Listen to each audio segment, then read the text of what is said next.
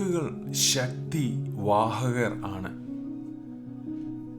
സദൃശവാക്യങ്ങൾ 18 അധ്യായം 21 വാക്യം amplified version ഇപ്രകാരം പറയുന്നു: മരണവും ജീവനും ഒരു മനുഷ്യന്റെ നാവിന്റെ അധികാരത്തിലിരിക്കുന്നു.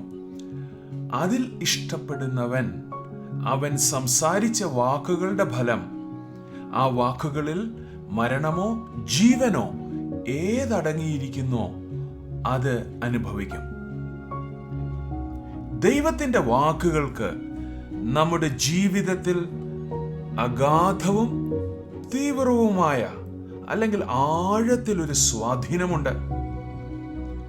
ഭൂരിഭാഗം വിശ്വാസികളും ഇതിന്റെ ആഴം ഏതറ്റം വരെ എന്ന് തിരിച്ചറിയുന്നില്ല. പലരുടെയും തിരിച്ചറിവ് വാക്കുകൾ ആശയവിനിമയം മാത്രമാണ് നടത്തുന്നത് എന്നോ ആശയവിനിമയം നടത്തുവാനുള്ള ഒരു ശബ്ദരേഖയെന്നോ ആണ് പലരുടെയും തിരിച്ചറിവ്. വാക്കുകൾക്ക് വളരെയധികം ശക്തിയുണ്ട്.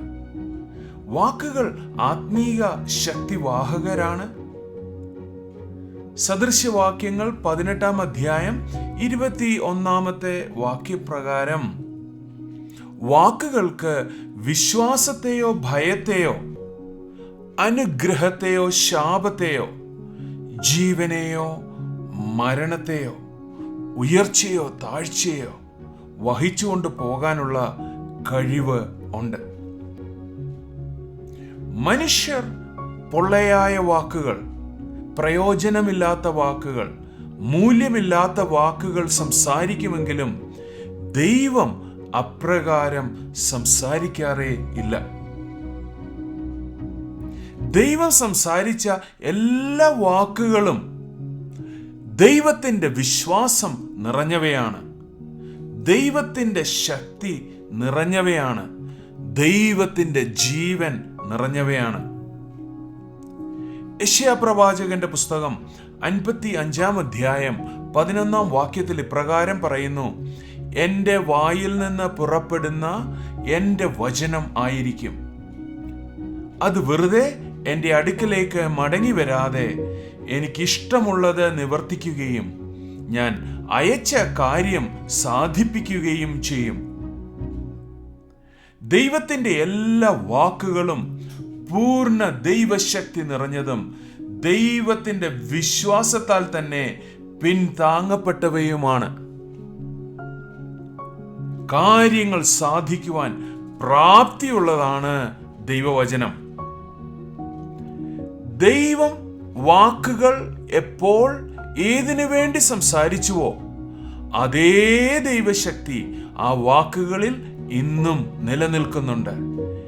എന്നും തന്നെ അത് നിലനിൽക്കുകയും ചെയ്യും എന്ന് ദൈവവചനത്തിൽ പറയുന്നു.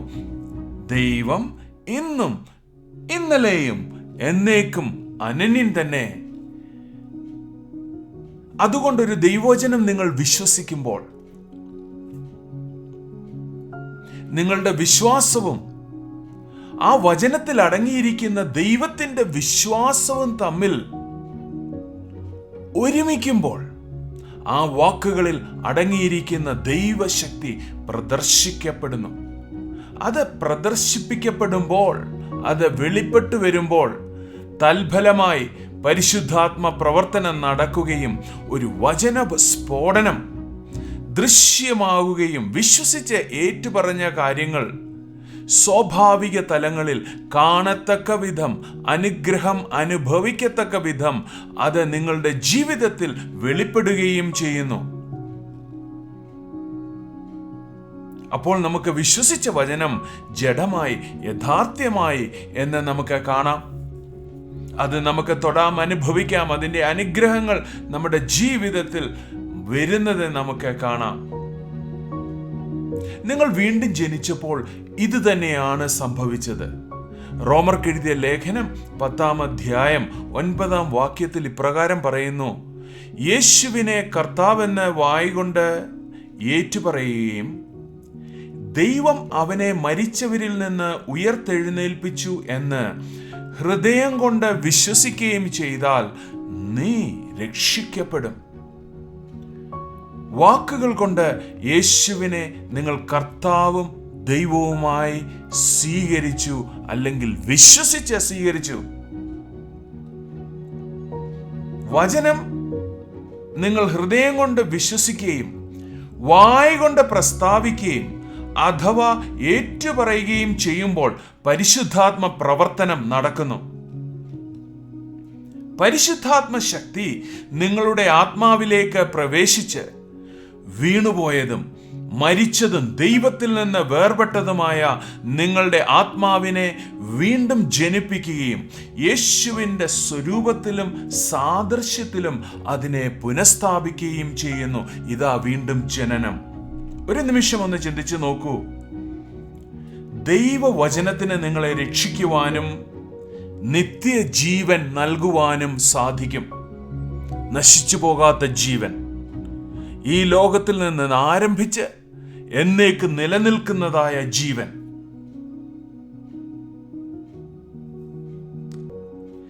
ദൈവവചനത്തിന് നിങ്ങളെ രക്ഷിക്കുവാനും നിത്യജീവൻ നൽകുവാനും സാധിക്കുമെങ്കിൽ നിങ്ങളുടെ ജീവിതത്തിന് ആവശ്യമായ സകലതും നേടുവാനും പൂർത്തീകരിക്കുവാനും ദൈവവചനത്തിന് കഴിയും. സൗഖ്യം, സാമ്പത്തികം, ആത്മീയ വർധനവ്, പുതിയ ജോലി, പുതിയ വീട്, മേത്രമായ ജോലി, മേത്രമായ വീട്, പുതിയ വാഹനം, പുനഃസ്ഥാപിക്കപ്പെട്ട ബന്ധങ്ങൾ, ഭേദപ്പെട്ട അനുഗ്രഹിക്കപ്പെട്ട ജീവിത സാഹചര്യങ്ങൾ, ഭേദപ്പെട്ട വിവാഹം, കുടുംബജീവിതം, ഇങ്ങനെ നിങ്ങളുടെ ആവശ്യങ്ങൾ എന്തുമായിക്കൊള്ളട്ടെ, നിങ്ങൾക്ക് ജീവന്റെയും അനുഗ്രഹത്തിന്റെയും സത്യത്തിന്റെയും വാക്കുകൾ സംസാരിച്ചാൽ ഇതെല്ലാം നിങ്ങൾക്ക് സ്വന്തമാകും.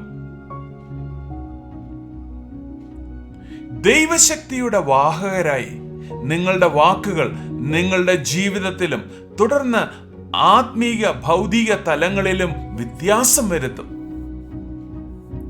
മറ്റൊരു തരത്തിൽ പറഞ്ഞാൽ, ജീവനും സമാധാനവും അനുഗ്രഹവും വിശ്വസിച്ചുകൊണ്ട് സംസാരിച്ചാൽ ആ വാക്കുകൾക്ക് നിങ്ങളുടെ ജീവിതത്തെ ആകമാനം മാറ്റുവാൻ സാധിക്കും.